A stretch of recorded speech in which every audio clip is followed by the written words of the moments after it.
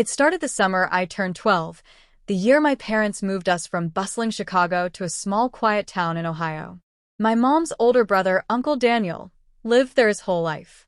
He was the kind of man who knew every neighbor by name and could fix almost anything, from a leaky faucet to a broken heart.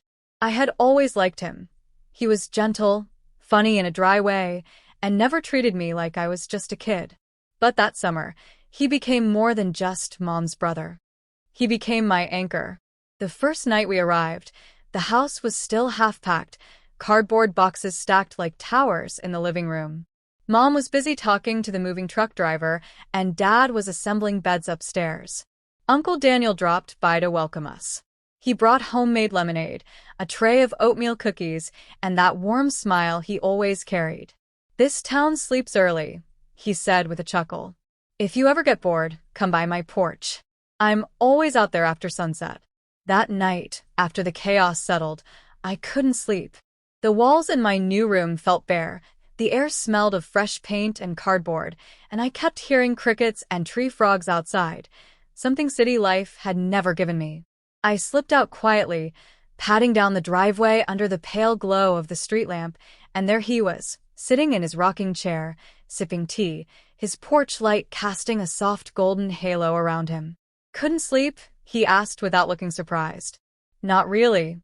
It's too quiet here," I admitted. He smiled knowingly and patted the empty chair next to him. "Sit. I'll teach you the art of small-town nights." That was the first of many evenings we would spend together.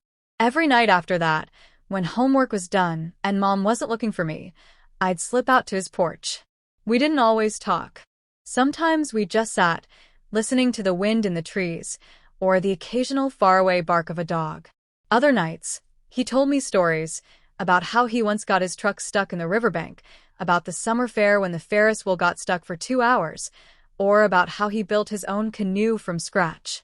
One night, a week after school started, I came over looking defeated. "You okay, kiddo?" he asked. I shrugged, staring at my shoes. The truth was, school hadn't been easy. I was the new girl, and most of the kids had known each other since kindergarten. "They make fun of the way I talk," I muttered. He didn't respond right away. Instead, he stood, went inside, and came back with a small wooden box. "When I was your age, I felt like I didn't fit in anywhere," he said, handing it to me. Inside was an old harmonica, shiny but worn at the edges. "This was my dad's," he told me. "When words don't work, let music speak." That night, he taught me my first notes. It became our ritual. Every night, I'd come by and we'd play a little, sometimes him on his guitar, me on the harmonica. We weren't good, but that didn't matter. We laughed a lot, and I started to realize something.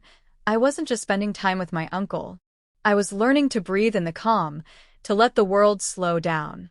By October, I'd stopped worrying so much about fitting in at school.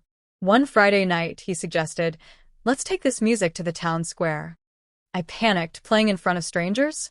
But he promised it would be small, just a few folks. We ended up sitting near the fountain, playing simple tunes while people strolled by. An older woman stopped, dropped $1 in my case.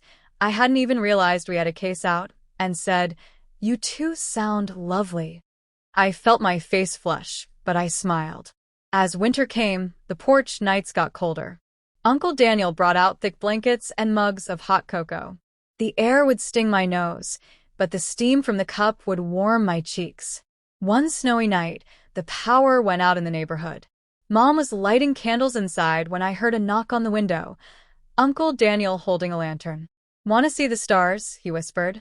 We trudged to his backyard, where the snow crunched under our boots, and the sky was a black canvas speckled with 1,000 diamonds. I'd never seen the stars so bright. Spring arrived with the smell of fresh grass and the sound of crickets returning. Our nightly ritual didn't change, though now the air was warm and the flowers around his porch bloomed pink and yellow. One night, after we finished a song, he said softly, "You know, when you first came here, you looked like a bird that had flown into the wrong cage. But now, you've found your song." I didn't know how to respond, so I just smiled, holding my harmonica tighter. By the time summer came again, it wasn't just our thing anymore. Sometimes Mom would join us, or Dad would bring his old drum from the attic. Kids from the neighborhood started stopping by too. It became a tiny porch community, one that wouldn't have existed if that first night I hadn't wandered down in my pajamas to say hello. Now, years later, whenever I visit my hometown, I always stop by his porch after sunset. The chairs are the same, the tea is the same, and so is the quiet magic of those nights. It wasn't about the music or even the stories. It was about feeling seen, heard, and welcome every single night. And that's what I did with my uncle every night. I found my place in the world.